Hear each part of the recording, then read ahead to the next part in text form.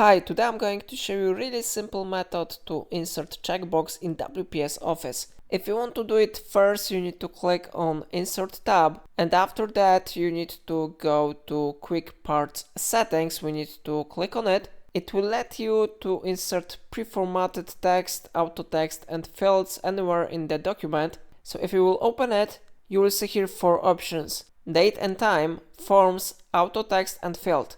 Of course, we are interested in to go to forms, because here we will find checkbox form field. We need to click on it, and after that checkbox will be successfully inserted here.